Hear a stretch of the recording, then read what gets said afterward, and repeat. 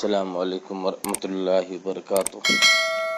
حامد و مصلی اما بعد، اشہد ان لا الہ الا اللہ وحدہ لا شریک لہ واشہد ان محمدا عبدہ ورسولہ صلی اللہ تعالی علیہ وآلہ وسلم۔ معزز و مکرم سامعین، آپ کے سامنے جس مسئلے کے بارے میں بات کرنی ہے، جس عنوان کے تعلق سے، وہ یہ ہے کہ رمضان المبارک کا آخری اشارہ ہم اور آپ کیسے گزارے۔ میرے عزیزو، رمضان المبارک تمام مہینوں میں سب سے افضل مہینہ ہے۔ یہ وہ مبارک و مقدس مہینہ ہے جس میں قرآن کا نزول ہوا اور آپ صلی اللہ علیہ وسلم کو نبوت و رسالت جیسی عظیم دولت سے سرفراز کیا گیا۔ رمضان المبارک کی وہ بابرکت مہینہ ہے جب یہ سایہ فگن ہوتا ہے تو جنت کے دروازے کھول دیے جاتے ہیں، جہنم کے دروازے بند کر دیے جاتے ہیں، سرکش اور باغی جن و شیاطین کو مضبوط اور سخت زنجیروں سے جکڑ دیا جاتا ہے اور قید کر دیا جاتا ہے، اور اللہ تعالی رمضان کی ہر رات میں مسلمانوں کی گردنوں کو جہنم سے آزاد کرتا ہے۔ الغرض، پورا رمضان خیر و برکت، رحمت و مغفرت، عافیت و سکینت، سعادت و سخاوت کا باعث اور ذریعہ ہے، لیکن رمضان کا آخری اشارہ بڑی اہمیت کا عامل ہے۔ اس لیے اگر یہ کہا جائے تو جھوٹ نہ ہوگا کہ رات کے اعتبار سے پورے سال میں رمضان کا آخری اشارہ سب سے زیادہ برتر و بہتر اور افضل ہے۔ پیارے نبی صلی اللہ علیہ وسلم کے آخری عشرے میں کمر توڑ محنت کرتے تھے، نیکی و عبادت کے کاموں میں خوب جفا کشی کرتے تھے اور اس کا مظاہرہ کرتے تھے۔ چنانچہ عائشہ صدیقہ رضی اللہ تعالیٰ عنہ کہتی ہیں، صحیح مسلم 2845 نمبر کی روایت سے کہتے، کانا رسول اللہ صلی اللہ علیہ وسلم یجتہد فی العشر الاواخر ما لا یجتہد فی غیرہ، کہ رسول کریم صلی اللہ علیہ وسلم جتنی محنت رمضان کے آخری عشرے میں کرتے تھے اتنی محنت کبھی دوسرے دنوں میں نہیں کرتے تھے۔ اور دوسری روایت میں یہ، اذا دخل العشر شد مئزرہ واحیا لیلہ وایقظ اہلہ، صحیح بخاری 2024 نمبر کی روایت، کہ جب رمضان کا آخری اشارہ داخل ہو جاتا تو آپ اپنی کمر مضبوطی سے کس لیتے تھے، راتوں کو جاگتے تھے اور اپنے اہل و عیال، اپنی بیوی بچوں کو بھی جگاتے تھے۔ لہذا یہ بات اظہر من الشمس ہوا کہ رمضان المبارک کا آخری عشرہ بڑی اہمیت و فضیلت کا عامل ہے، اور جب پیارے رسول صلی اللہ علیہ وسلم ان مبارک راتوں میں خود جاگ کر خوب عبادت کرتے تھے، اپنے اہل و عیال کو بھی جگاتے تھے، جبکہ آپ معصوم تھے۔ اللہ نے آپ کی اگلی پچھلی ساری غلطیوں، خطاؤں کو، لغزشوں کو معاف کر دیا تھا، لیکن پھر بھی آپ صلی اللہ علیہ وسلم رمضان کے فیوض و برکات سے خوب مستفید ہوتے تھے۔ ان میں ہم سبوں کے لیے پیغام ہے کہ ہم بھی رمضان کے آخری عشرے میں زیادہ سے زیادہ مستفید ہونے کی کوشش کرے، زیادہ سے زیادہ عبادات کرنے کی کوشش کرے اور اپنے نام اعمال میں نیکیوں کا خزانہ اکٹھا کرنے کی سعادت حاصل کرے۔ لیکن سوال یہ ہے کہ وہ کون سے اعمال ہیں جنہیں ہمیں آخری عشرے میں بروئے کار لانا چاہیے۔ اسی مناسبت سے عشرے اخیر کے چند اعمال کو آپ کے سامنے بیان کیا جاتا ہے۔ نمبر 1، آخری عشرے کا مکمل اعتکاف کرنا۔ میرے عزیزو، یہ سنت مؤکدہ ہے، مگر افسوس آج شہروں اور دیہاتوں دونوں جگہوں سے یہ سنت آہستہ آہستہ ختم ہو رہی ہے۔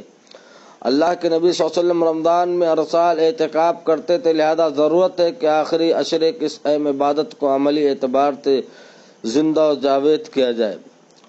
لیکن آج جبکہ ملک میں موجودہ صورتحال کو دیکھتے ہوئے ہر طرف لاک ڈاؤن ہے، لوگوں کو مسجدوں میں جانے کی اجازت نہیں، لوگوں کو صلوات خمسہ مسجد میں پڑھنے کی اجازت نہیں، تراویح مسجد میں پڑھنے کی اجازت نہیں، تو اسی طرح کسی کو مسجد میں رہنے کی بھی اجازت نہیں ہے۔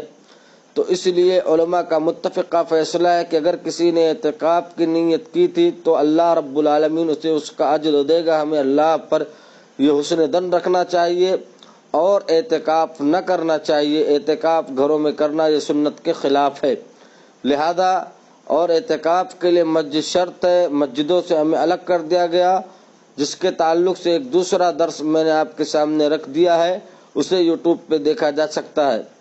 لیکن موجودہ صورتحال میں آپ لوگوں کو چاہیے کہ زیادہ سے زیادہ اللہ رب العالمین کی عبادت و بندگی کرے اپنے گھروں میں رہتے ہوئے۔ اسی طرح لیلۃ القدر یعنی شب قدر میں جاگ کر عبادت کرنا چاہیے اور عبادت کی خاطر اپنے اہل خانہ بیوی بچوں کو جگانا چاہیے۔ آخری عشرے کی تمام تاخیراتیں یعنی 21ویں، 23ویں، 25ویں، 27ویں اور 29ویں راتوں میں جاگ کر عبادت کرنے کا پیارے نبی صلی اللہ علیہ وسلم نے حکم دیا ہے۔ صحیح بخاری 2017 نمبر کی روایت۔ شب قدر یہ امت محمدیہ کی امتیازی خصوصیت میں ہے۔ شب قدر کی عبادت 1000 مہینوں کی عبادت سے افضل و برتر و بہتر ہے۔ سورہ قدر آیت نمبر 3 کے اندر جیسا کہ اللہ نے کہا لیلۃ القدر خیر من الف شہر، لہذا ان راتوں میں جاگنا چاہیے اور اپنے اہل خانہ بیوی بچوں کو بھی جگانا چاہیے، جیسا کہ پیارے رسول صلی اللہ علیہ وسلم کے متعلق اما عائشہ فرماتی ہیں کان رسول اللہ صلی اللہ علیہ وسلم اذا دخل العشر شد مئزرہ واحیا لیلہ وایقظ اہلہ، کہ نبی کریم صلی اللہ علیہ وسلم جب آخری عشرے میں داخل ہوتے تھے تو اپنی کمر مضبوط کس لیتے تھے، راتوں کو جاگتے تھے، اپنے بال بچوں کو بھی جگاتے تھے۔ صحیح بخاری 2024 نمبر کی روایت۔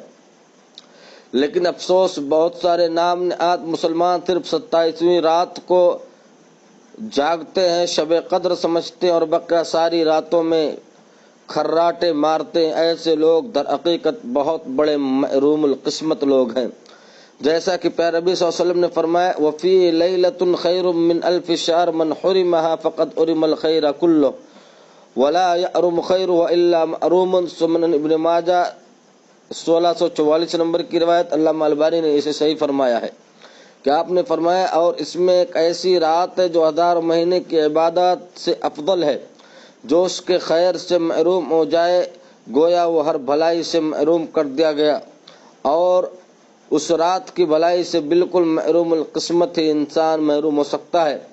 اسی طرح تیسری چیز بکثرت قرآن کریم کی تلاوت کرنا۔ رمضان کا مہینہ یہ قرآن کا مہینہ ہے، اس لیے عام دنوں کے مقابلے میں ہمیں رمضان المبارک میں قرآن مجید زیادہ پڑھنا چاہیے، اور جب آخری عشرے میں داخل ہو جائے تو قرآن کی تلاوت میں مزید چستی کا مظاہرہ کرنا چاہیے۔ ہمارے اسلاف ماہ رمضان میں خوب قرآن کی تلاوت کرتے تھے۔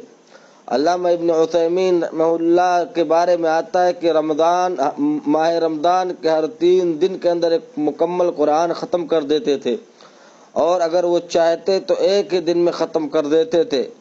دیکھیے رحلتی الی النور صفحہ نمبر 143۔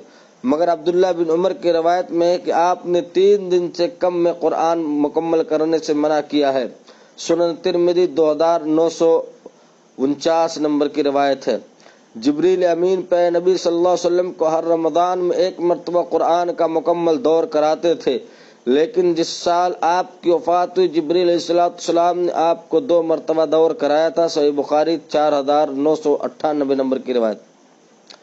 لہذا ہم سبوں کو چاہیے کہ ہم ماہ رمضان اور بالخصوص آخری عشرے میں زیادہ سے زیادہ قرآن کریم کی تلاوت کریں، اس کی معانی پر تدبر کریں، قرآن کے معنی و مفہوم کو سمجھنے کی کوشش کریں، اس کے واقعات سے عبرت و نصیحت پکڑے۔ اللہ تعالی ہمیں قرآن کی تلاوت کے ساتھ ساتھ اس کے معنی و مفہوم کو سمجھنے اور اس کے مطابق زندگی گزارنے کی توفیق عطا فرمائے، آمین۔ اسی طرح نفلی صلوات ادا کرنا۔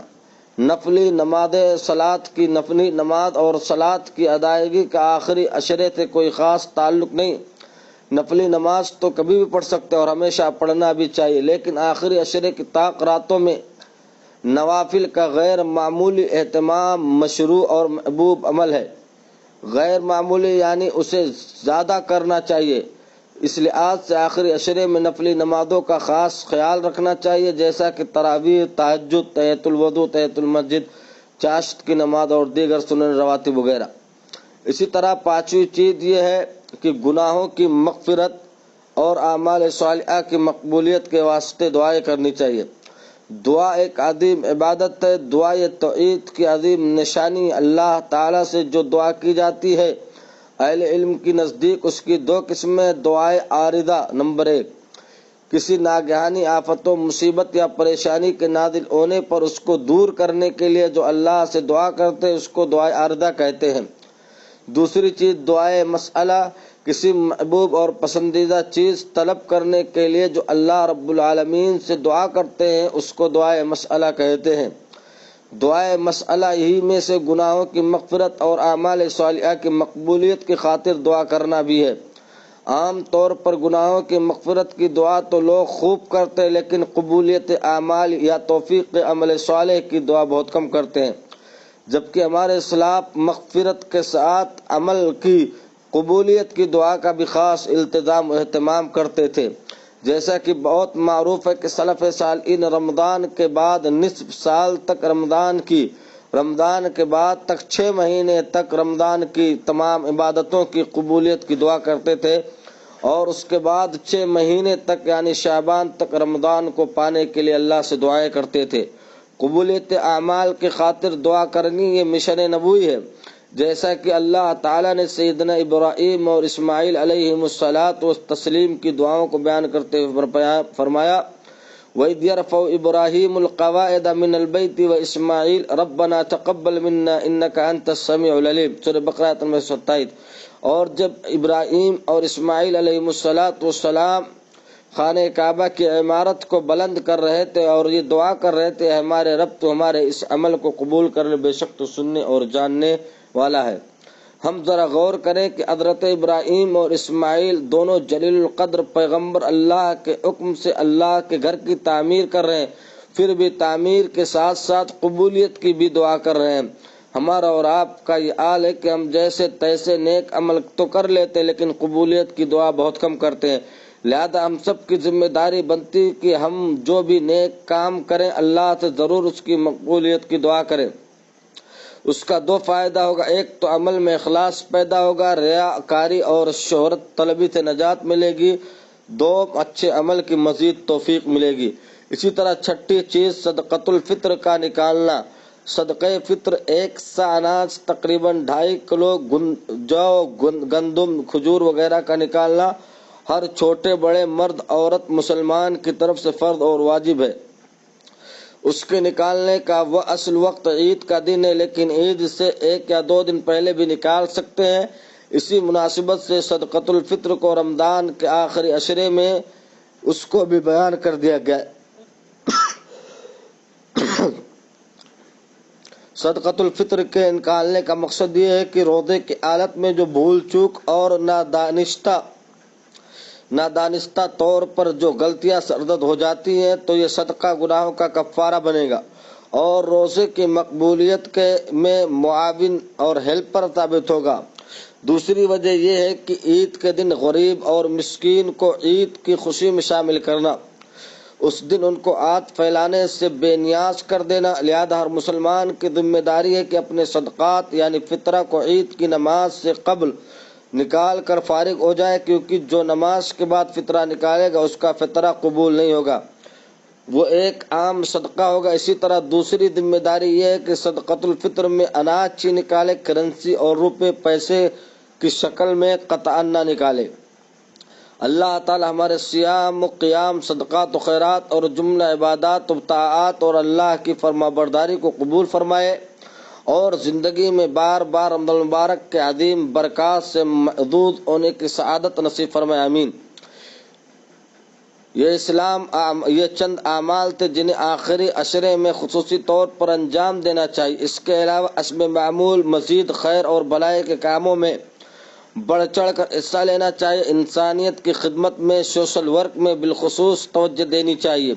اپنے صدقات و خیرات اور زکوٰۃ کے علاوہ نفلی صدقے اور عطیات و ہبات، گفٹ وغیرہ کے ذریعے غربا اور مساکین کا بھرپور تعاون اور مدد کرنی چاہیے۔ اسی طرح حسب استطاعت و قدرت آخری عشرے میں زیادہ سے زیادہ اللہ کو خوش کرنے والا کام کرنا چاہیے، مگر افسوس صد افسوس آج اکثر لوگ آخری عشرے میں زیادہ سستی و غفلت کا مظاہرہ کرتے ہیں۔ شروع رمضان میں لوگوں کا تو بڑا جذبہ نظر آتا ہے، مگر آخری رمضان میں سب سرد اور ٹھنڈا ہو جاتا ہے۔ رمضان شروع ہوتے ہی لوگ عبادتوں کی طرف پلٹ آتے ہیں، لیکن جو ہے آخری عشرہ شروع ہوتے ہی آخری عشرہ شروع ہوتے ہی یا ختم ہوتے ہی ہم اور آپ عبادتوں سے جی چرانے لگتے ہیں۔ اکثر لوگ بازاروں میں خریداری میں منہمک ہو جاتے ہیں، عید کی تیاری میں مصروف ہو جاتے ہیں۔ عید سے پہلے دن اور رات بازار مرد عورت بوڑھے بچے سب سے بالکل آباد رہتا ہے۔ لوگ لیلۃ القدر سے، اعتکاف سے اور آخری عشرے کی عبادت سے بیزار ہو کر صرف عید کی تیاری میں سرگردہ رہیں گے۔ واللہ یہ بہت بڑی نادانی اور بہت بڑی بھول ہے۔ شیطان کیسے ہمیں نیک کاموں سے ہٹا کر اسراف اور فضولیات اور لغویات میں مبتلا کر دیتا ہے، واللہ المستعان۔ میرے عزیز و اسلام، سادگی پسند مذہب، لہذا ہمیں بھی سادگی پسند مسلمان بننا چاہیے۔ ہمیشہ وہ کام کرنا چاہیے جو ہمیں دین و دنیا اور آخرت میں فائدہ پہنچائے، اور اس کام سے بچنا چاہیے جو ہمیں دین و دنیا اور آخرت میں نقصان پہنچائے۔ اللہ تبارک و تعالی ہمیں مکمل طور پر اسلامی شریعت پر اخلاص کے ساتھ عمل کرنے کی توفیق عطا فرمائے، آمین۔ تقبل یا رب العالمین۔ وآخر دعوانا ان الحمد للہ رب العالمین۔ السلام علیکم ورحمۃ اللہ وبرکاتہ۔